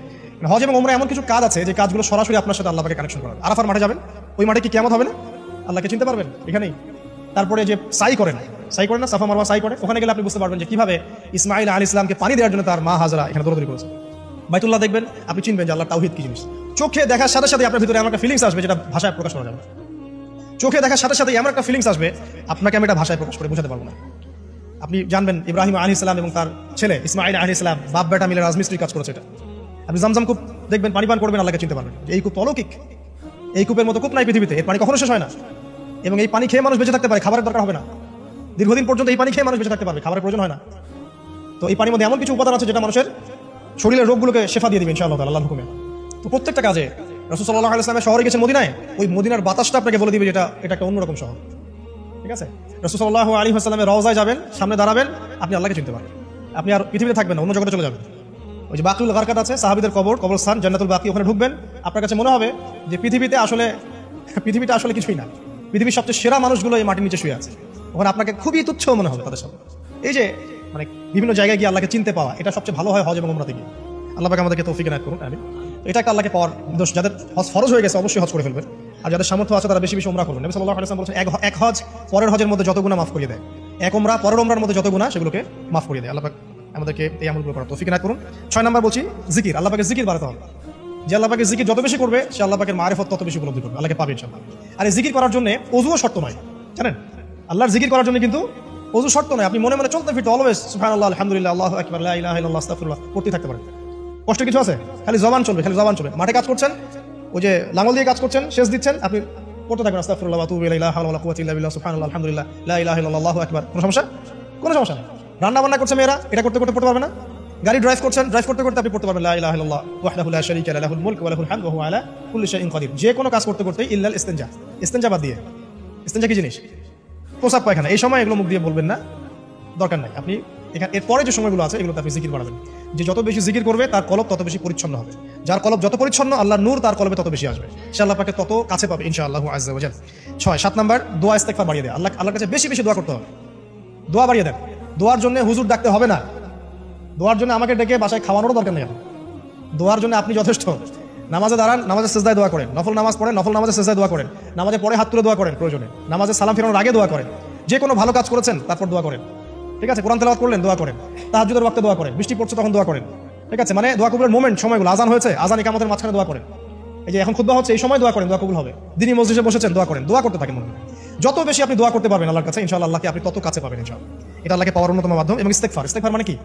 তওবা করা। আস্তাগফিরুল্লাহাল্লাযী লা ইলাহা ইল্লা হুয়াল হাইয়ুল কাইয়্যুম ওয়া আতুবু ইলাইহি। এটা বেশি বেশি পড়বেন, দিনে কমপক্ষে 70 বার বা 100 বার পড়ার চেষ্টা করবেন। আল্লাহ পাক তৌফিক দান করুন। কয়টা বলছি ভাই? 7টা। আচ্ছা, 8 নাম্বার হচ্ছে সদকা করা। সদকা, দান সদকা আল্লাহর কাছে খুব বেশি পছন্দের। দান সৎকা করার জন্য সম্পদ লাগে না, আমার কথা শুনে। দান সৎকা করার জন্য সম্পদ লাগে না, কলিজা লাগে, মন লাগে। বহু বড় বড় মানুষ আছে দান সৎকা করতে পারে না, কোটিপতি, যাকাত দেয় না, আছে না? আর বহু গরিব মানুষ ভ্যান চালায়, কৃষিকাজ করে, দেখবেন 100 টাকা দান করে দিল, মন থাকতে হয়, মন, কলিজা বড় থাকতে হয়। যাদের কলিজা বড়, মন বড়, তারা দান সৎকা করতে পারবে ইনশাআল্লাহ। আর যার মন বড়, সেখানেই তো আল্লাহ নূর আসবে। সংকীর্ণ মনে আল্লাহ নূর কোথা থেকে আসবে? কথা বুঝতে পারেন নাই? তো দান সৎকা বাড়ান। আপনি 1 টাকা দান করেন, 5 টাকা দান করেন, হালাল রিজিক থেকে 1 টাকা দান করেন, সেটা আল্লাহর কাছে অনেক বেশি পছন্দের। একটা হাদিসে নবী সাল্লাল্লাহু আলাইহি ওয়াসাল্লাম বলেছেন, হালাল উপার্জন থেকে আল্লাহর বান্দারা যখন একটা খেজুরও দান করে, আল্লাহ পাক সেই একটা খেজুরকে আস্তে আস্তে বড় করতে থাকেন, বড় করতে থাকেন, বড় করতে থাকেন। এটা এক পর্যায়ে পাহাড়ের সমান হয়ে যায়। কিয়ামতের মাঠে মানুষ তার দান এবং সাদাকার যে ছায়া, এই ছায়া নিচে অবস্থান করবে। আপনার বিপদ হয়েছে, দান সৎকা করেন, বিপদ দূর হয়ে যাবে ইনশাআল্লাহ। জটিল কোনো রোগ হয়েছে, কোনো ডাক্তার ট্রিটমেন্ট করতে পারছে না, সৎকা করেন, রোগ ভালো হয়ে যেতে পারে ইনশাআল্লাহ। সৎকার ব্যাপক ফজিলত আছে। সাদাকা, দান, সাদাকা, দোয়া, এগুলো তাকদীরের যে বিপদ আপদগুলো আছে না, ঝুলে আছে, আমাদের তাকদীরের বিপদ আছে না অনেক, এগুলোকেও সরিয়ে দিতে পারে। এই শক্তি আছে দোয়া এবং দান সৎকার মধ্যে। আল্লাহ পাক আমাদেরকে বেশি বেশি সাদাকা করার তৌফিক দান করুন, আমিন। আর সাদাকা নফল না করতে পারলে কমপক্ষে ফরজ যাকাতটুকু দিবেন, ফরজ যাকাতটুকু দিবেন, কারণ যাকাত, সৎকা এবং ব্যবসা এগুলো হচ্ছে ইসলামিক অর্থনীতির মূল ভিত্তি, এর সাথে কৃষিকাজ। আর দুটো বলে শেষ করে দেই। 9 নম্বর হচ্ছে আমর বিল মারুফ এবং নাহি আনিল মুনকারের কাজ করা, মানে সৎ কাজের আদেশ করা, মানুষকে অসৎ কাজে নিষেধ করা। এই কাজটা যে যত বেশি করবে সে তত বড় ব্যবসায়ী। কারণ কি, আপনার দাওয়াতে, আপনার লেকচার শুনে, আপনার বই পড়ে, আপনার নসিহত শুনে যদি একটা মানুষও দিনের পথে ফিরে আসে, ওই একটা মানুষের সারা জীবনের যে নেক কাজ, এই সমস্ত নেক কাজের একটা অংশ আপনি পাবেন। আবার আপনি কাউকে অন্যায় থেকে বারণ করেছেন, আপনার দাওয়াত শুনে কেউ সিগারেট ছেড়ে দিয়েছে, মাদক ছেড়ে দিয়েছে, জেনা ছেড়ে দিয়েছে, পণ ছেড়ে দিয়েছে, বা হারাম সুদ ছেড়ে দিয়েছে, ওই মানুষটা এখন সারা জীবন যত ভালো কাজ করবে, এই পুরো ভালো কাজের একটা অংশ আপনি পাবেন ইনশাআল্লাহ। এর চেয়ে বড় কিন্তু কোনো ব্যবসা নাই। এই কাজটা করলে আল্লাহ পাকের রহমত নেমে আসে, আর এই কাজটা ছেড়ে দিলে আল্লাহ পাকের গজব নেমে আসে। যখন মানুষ ন্যায়ের আদেশ এবং অন্যায় নিষেধ ছেড়ে দিবে, আল্লাহর গজব নেমে আসবে। আর মানুষ যত বেশি সৎ কাজে আদেশ করবে, অসৎ কাজে নিষেধ করবে, আল্লাহর রহমত তত কাছে আসবে ইনশাআল্লাহ। আল্লাহকে পাওয়া যাবে ইনশাআল্লাহ তাআলা। আল্লাহ পাক আমাদেরকে তৌফিক এনায়েত করুন। আর সর্বশেষ একটা বলে শেষ করে দিই, সেটা হলো যে আল্লাহর দিনকে, আল্লাহর দিনের খেদমত করা বা দিনের কল্যাণে নিজেকে নিয়োজিত রাখা। আল্লাহর দিনের খেদমত করা বা দিনের কল্যাণে নিজেকে নিয়োজিত করলে আল্লাহ পাককে পাওয়া যাবে ইনশাআল্লাহ। এই পৃথিবীতে আল্লাহ পাকের সবচেয়ে গুরুত্বপূর্ণ জিনিসটা কি? নিয়ামতটা কি? আল্লাহর দিন না? এই দিন ছাড়া কি পৃথিবীতে কিছু আছে? একটা হাদিসে আসছে যে পুরো পৃথিবীটাই তো অভিশপ্ত। পুরো পৃথিবীটা কি? অভিশপ্ত। শুধুমাত্র দিনের এলেম অর্জনের জায়গা ছাড়া, তালেবে এলেমদের জায়গা ছাড়া, দিনই মাহফিলগুলো ছাড়া, যেখানে নামাজ হয়, এই জায়গাগুলো ছাড়া বাকি সব অভিশপ্ত জায়গা। তো এখানে পৃথিবীতে সবচেয়ে গুরুত্বপূর্ণ এবং ইম্পর্টেন্ট, আল্লাহর কাছে প্রিয় জিনিসটাকে, আল্লাহর দিন। তো আল্লাহর সেই প্রিয় জিনিসটাকে যারা এগিয়ে নেওয়ার চেষ্টা করবে, সেই দিনের খেদমত করার চেষ্টা করবে, দিনের জন্য একটা মসজিদ করা, একটা মাদ্রাসা করা, হ্যাঁ, একটা কোনো ভালো কোনো প্রকল্প করার চেষ্টা করবে, আল্লাহ পাক কি তাদেরকে রক্ষণাবেক্ষণ করবেন না? আল্লাহ পাক তাদের অভিভাবক হবেন না? নিঃসন্দেহে হবেন ইনশাআল্লাহ। এবং ইনশাআল্লাহ তাআলা তারা পৃথিবীতেও সফল হবে, পরকালেও ইনশাআল্লাহ তাআলা সাফল্যের চাদর তাদেরকে আঁকড়ে ধরবে ইনশাআল্লাহ তাআলা। আল্লাহ রাব্বুল আলামিন আমরা সবাইকে এই দুনিয়াতে আল্লাহকে পাওয়ার তৌফিক দান করুন, এবং যে কাজগুলো করলে পরে আল্লাহকে পাওয়া যায় সেই কাজগুলো বেশি বেশি করে করার তৌফিক আল্লাহ পাক দান করুন, এবং পরকালে আল্লাহ রাব্বুল আলামিন আমাদের গুনাহগুলোকে মাফ করে আল্লাহর রহমতের চাদরে আমাদেরকে আবৃত করে নিন। আল্লাহুম্মা আমিন। আকুলু কওলি হাযা আস্তাগফিরুল্লাহ লি ওয়া লাকুম ওয়া লিসাইরিল মুসলিমিন। বারাকাল্লাহু লানা ওয়া লাকুম বিল আয়াতিল হাকীম। ইন্নাহু তাআলা জাওয়াদুন কারীমুন ওয়া রাউফুর রহিম। আল্লাহ রাব্বুল আলামিন আমাদেরকে পৃথিবীতে একা একা ছেড়ে দেননি, পৃথিবীতে পাঠিয়ে দিয়ে আল্লাহ পাক আমাদেরকে আসমানি কিতাব দিয়েছেন। কি দিয়েছেন? প্রত্যেক যুগে যুগে আসমানি কিতাব এসেছে, তাওরাত, জাবুর, ইনজিল, কোরআন এসেছে। আগেকার আসমানি কিতাবগুলো কি এখন চলবে না চলবে না? আগেকার আসমানি কিতাবগুলো কি এখন চলবে না চলবে? যখন থেকে নবী মুহাম্মদ সাল্লাল্লাহু আলাইহি ওয়াসাল্লাম নবী হয়েছেন এবং তার উপরে কোরআন নাজিল হয়েছে, এখান থেকে নিয়ে কিয়ামত পর্যন্ত অন্য কোনো আসমানি কিতাব কেউ মানলে কি চলবে না চলবে না? এই বিষয়ে নবী সাল্লাল্লাহু আলাইহি ওয়াসাল্লামের একটা হাদিস বলি, তারপর সামনে যাই। একদিন নবী সাল্লাল্লাহু আলাইহি ওয়াসাল্লামের সামনে ওমর রাদিয়াল্লাহু আনহু বসে আছেন। কে বসে আছেন? ওমর রাদিয়াল্লাহু আনহু নাম তো জানেন, ইসলামের দ্বিতীয় খলিফা। নবীজিকে বলছেন যে তাওরাতে কিছু সুন্দর কথা আছে ইয়া রাসূলুল্লাহ। এই কথা বা এই স্টেটমেন্ট শোনার সাথে সাথে নবী সাল্লাল্লাহু আলাইহি ওয়াসাল্লামের চোখ মুখ রাগে লাল হয়ে গেল। হাদিসটা মিশকাতে আছে। রাগে লাল হয়ে নবী সাল্লাল্লাহু আলাইহি ওয়াসাল্লাম বলছেন যে ইয়া ওমর, হে ওমর, তুমি আমার সামনে তাওরাত পড়ছো? জেনে রাখো, লাউ কানা মূসা হাইয়ান, যদি মূসা আলাইহিস সালাম এখন জীবিত থাকতো। তাওরাত কার উপর নাজিল হয়েছে? মূসা। তাওরাত পড়ছো আমার সামনে? তাওরাত যার উপর নাজিল হয়েছে সেই মূসা আলাইহিস সালাম যদি জীবিত থাকতো এখন, ফাত্তাবাতুমুহু, আর তোমরা আমাকে বাদ দিয়ে তার অনুসরণ করতে, ওয়া তারাকতুমুনি, আমাকে ছেড়ে দিতে, লা দালালতুম আন সাওয়াইস সাবিল, তাহলে তোমরা অবশ্যই পথভ্রষ্ট হয়ে যেতে। তাওরাত পড়ছো? এখন যদি মূসা আলাইহিস সালামও জীবিত থাকতো আর তোমরা আমাকে বাদ দিয়ে নবী মূসার অনুসরণ করা শুরু করতে, তোমরা অবশ্যই জাহান্নামী হয়ে যেতে। লাউ কানা মূসা হাইয়ান, যদি মূসাও জীবিত থাকতো এখন, আবার যদি জীবিত করা হয় আলাইহিস সালাম, লাত্তাবানি, অবশ্যই তাকে আমার অনুসরণ করতে হবে। আপনি কি বুঝতে পারছেন? এই কারণে শেষ জামানায় যখন ঈসা ইবনে মারইয়াম আসবেন, তিনি নতুন কোনো শরীয়ত নিয়ে আসবেন না। কি নিয়ে আসবেন? তিনি মুহাম্মদ সাল্লাল্লাহু আলাইহি ওয়াসাল্লামের অনুকরণ রূপেই পৃথিবীতে আসবেন ইনশাআল্লাহ। তো আল্লাহ পাক আমাদেরকে দিয়েছেন আল কোরআন, এবং কোরআন এর ব্যাখ্যা হচ্ছে হাদিস। নবী সাল্লাল্লাহু আলাইহি ওয়াসাল্লাম বিদায় হজের ভাষণে বলেছেন, এই হাদিসটা খুব ভালো করে মনে রাখবেন। তিনি বলেছেন যে তারাকতু ফিকুম আমরাইন, আমি তোমাদের মাঝে মাত্র দুটা বস্তু ছেড়ে যাচ্ছি। কয়টা বস্তু? দুটা বস্তু। লান তাদিল্লু মা তামাসসাকতুম বিহিমা, তোমরা কোশ্চিন কালেও পথভ্রষ্ট হবে না যতদিন পর্যন্ত এই দুটাকে আঁকড়ে ধরে থাকবে। ঠিক আছে? তোমরা কোশ্চিন কালেও পথভ্রষ্ট হবে না যতদিন পর্যন্ত এই দুটাকে তোমরা শক্ত করে আঁকড়ে ধরে থাকবে। অন্য হাদিসে আছে দাঁতের মারি দিয়ে কামড়ে থাকবে। আপনি সামনের দাঁত দিয়ে কিছু কামড়াতে গেলে কিন্তু টান দিলে ছিঁড়ে যাবে, যাবে না? দাঁতের মারি দিয়ে